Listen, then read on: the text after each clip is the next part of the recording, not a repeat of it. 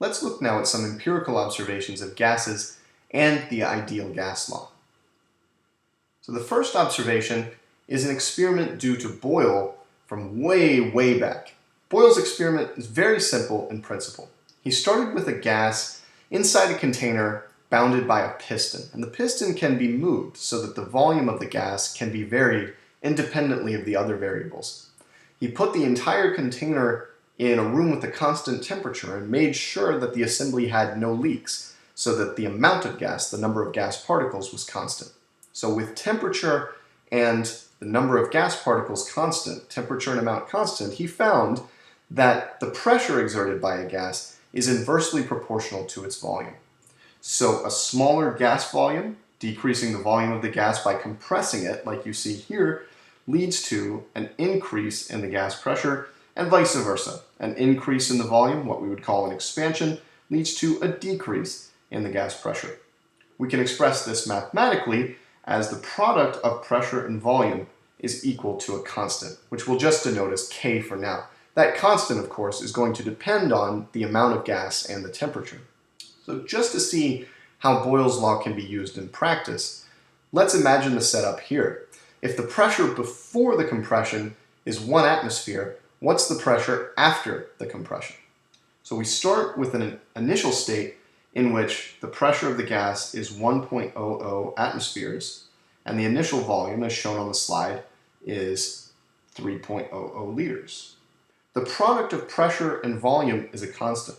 So if the final volume is 1.00 liters, as shown on this slide, well then the final pressure must be such that the product of the final pressure, I'll go ahead and label these, and the final volume is equal to the product of the initial pressure and the initial volume.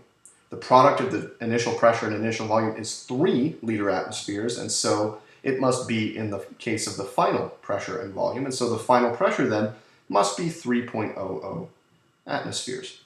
A very simple but illustrative example of Boyle's law in action. Observation number 2 was due to Charles, and the experimental setup here is a little bit more complicated.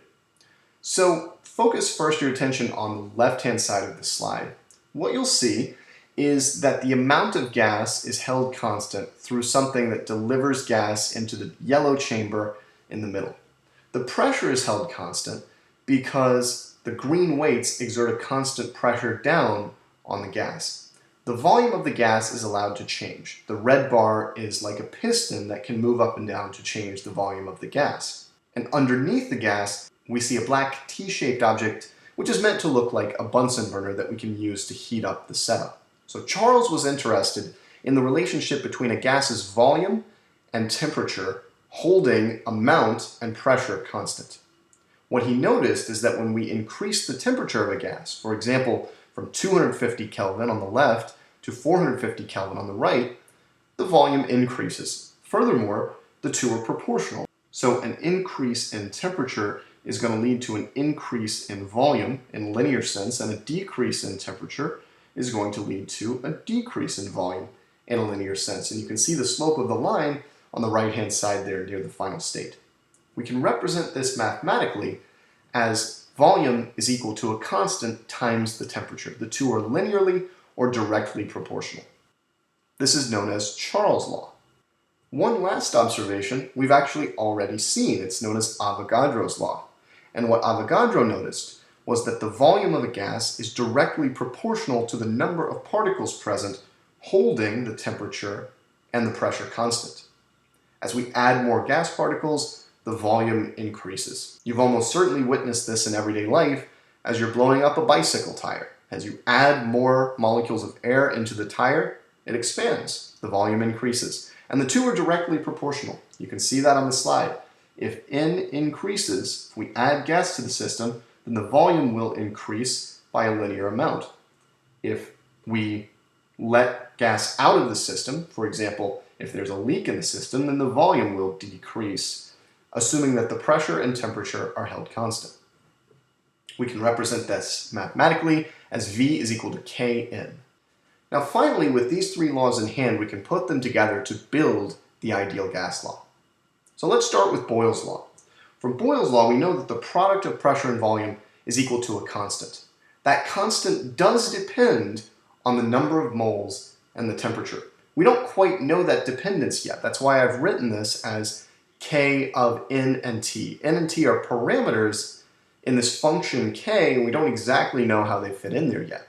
But from Avogadro's law, we know that volume is directly proportional to number of moles. So that means that there's a linear relationship between v and n, which means we can't have n doing anything strange on the right-hand side. It can't be squared, cubed, raised to a power, anything like that.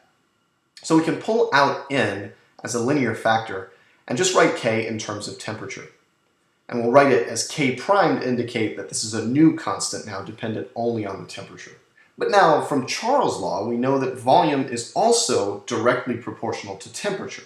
So we could pull out the temperature from k prime and write it also as just a linear factor, and come up with a new constant, k double prime, that's independent of all four variables: pressure, volume, number of moles, and temperature. The constant here, k double prime, is actually better known as the gas constant, R, and when we replace k double prime with R, we arrive at one of the most famous equations in all of chemistry, the ideal gas law, PV equals nRT. The equation itself is pretty straightforward to derive from these empirical laws. What's more interesting, though, and what goes to a deeper level with gases, is the conceptual model that underlies the ideal gas law. How do we imagine the particles of a gas buzzing and bouncing around that leads to this type of equation of state, this equation that relates the different state variables for a gas? In the next video, we're going to talk about the kinetic molecular theory of gases, which gets at the heart of our conceptual model of how gases work. This is an extremely important model. I cannot emphasize enough how important it is to understand the assumptions, the limitations, and the power of the kinetic molecular theory of gases.